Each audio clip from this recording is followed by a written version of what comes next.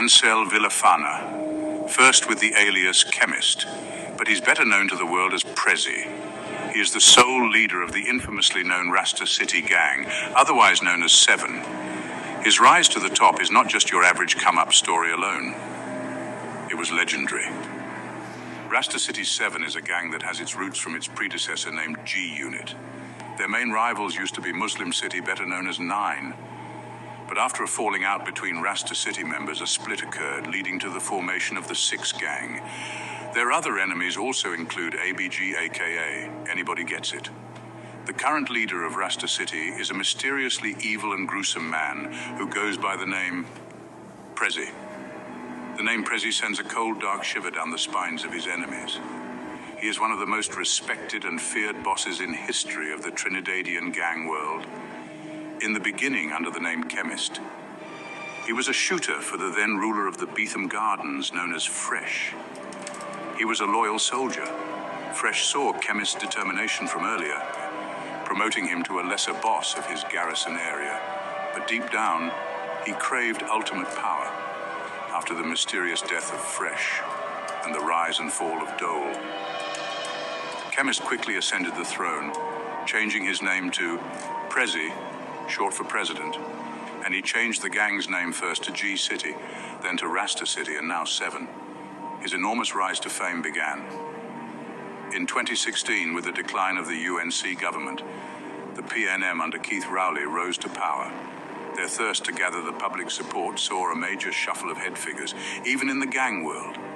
Most without knowledge and experience, Prezi had an advantage, learning from previous bosses before him. He knew the street, and he was first in line for his share of the distribution of fresh government contract was being presented to all community leaders. But in 2019, he and 3 others were held on gang-related offenses, following extensive investigation by officers of the Criminal Gang Intelligence Unit. The case went nowhere. The government tried everything to keep Prezi behind bars, but couldn't. The government was getting suspicious of Prezi's operations and knew he had a growing influence in the streets. That same year, Prince Swanee, a young unknown dancehall artist at the time, did a song entitled "Big Up the Bees and Big Up the Seas," calling Prezi's name in the intro of the song, starting the rise of the Trinidad dancehall era. Many credits Prezi's name for the success of the song, because at that time, Prezi was the most respected gang leader in the country. With the Trinidad movement skyrocketing, Prezi's name grew to enormous heights. But at that time, an unknown artist named Rebel 6 appeared, introducing an evil style of dancehall named Six, invented by Jamaican dancehall artist Squash. Six is a form of devil worship music with the symbols 666 at its center, and Prezi, a known Rastafarian, rejected it, and that led to a major split in the gang, with Tyson the leader at its head. Rebel 6, known for his outbursts on his Instagram lives, hinted of war, and when the Trinidad was at its height, the brink of an all-out war began. Not until the intervention of the then police commissioner Gary Griffith that a peace treaty was decided.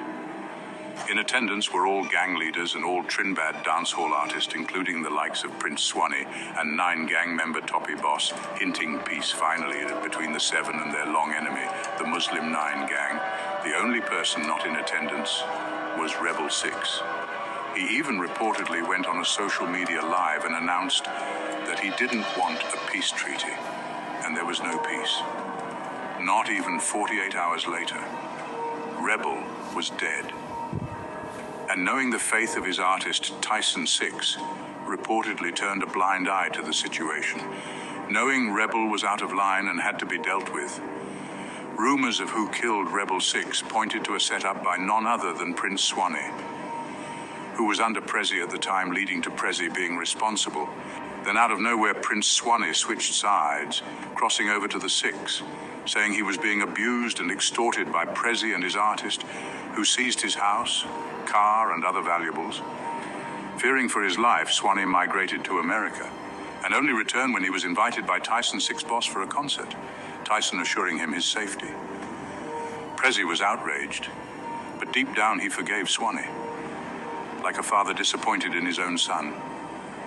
But Swanee, knowing how evil and ruthless Prezi is, stayed away.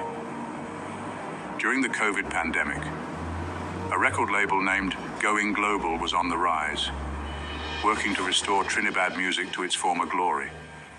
Working with artists from all sides, and with that tensions grew, and when Wacko Dan, a minor Trinidad artist, did a social media live, singing a song that he and his 6 gang members will regret for the rest of their lives. Fuck Prezi and we mean it. A song that sends anyone who sings it to their early graves like the boogeyman, unknowingly to Prezi and to the public. Thought it was Wacko Dan who wrote and recorded the song. Not even 1 week passed. Wacko Dan was dead. The gruesome pictures of his body circled on social media of Wacko Dan's eyeball popping out of his head sent nightmares to anyone who saw it.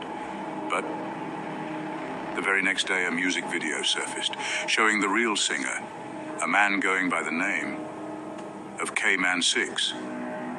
With a voice reminiscent to Rebel, the public was shocked. And the song exploded in popularity. Soon the whole world would hear the song in concert halls full of people chanting the phrase, "Fuck Prezi and we mean it." That infuriated Prezi.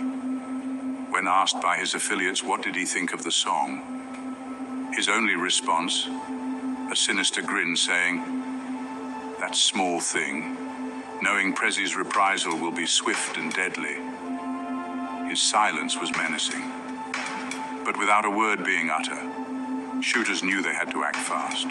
The first attempted on K-Man's life was when he was caught slipping on the avenue, with then producer of the diss track and owner of Going Global Records and 2 associates, when their car was shot at hitting K-Man in the leg and killing his producer. He narrowly escaped with his life. After that, he went to social media mocking Prezi. But foolishly, K-Man underestimated Prezi's strength and orders were sent out for any 6 gang members straying to be killed.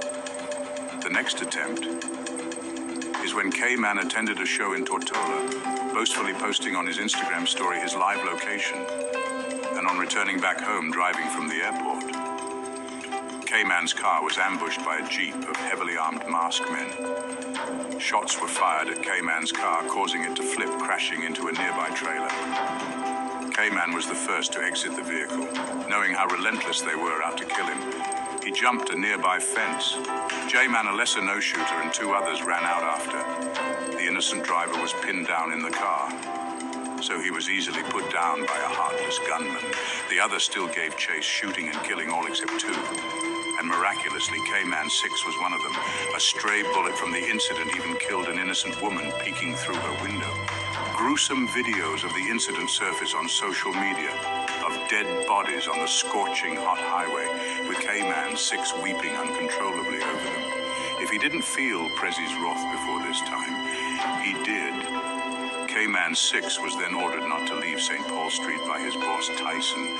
He was a prisoner in his own community. Prezi's reprisals were like a creeping lion attacking its prey. You'll never know when he strikes. K-Man 6 continues to not take accountability for some many deaths by his 1 diss track alone, and his music career is flourishing. Were they sacrificed? Questions are still unanswered, but Prezi continues to reign with no end in sight, proving he is the real G above all Gs. Big up, Prezi.